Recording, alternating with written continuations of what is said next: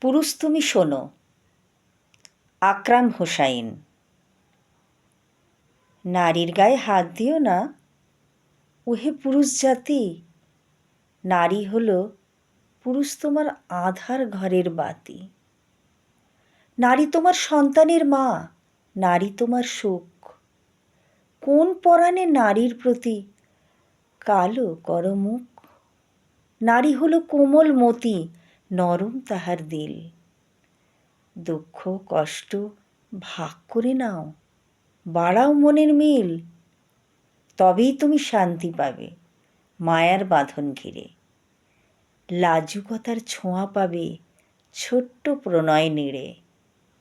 নারী বাঁচে তোমায় ঘিরে মায়া নামক নামে। তাহারই নাম রেখো তুমি বুক পকেটের খামে।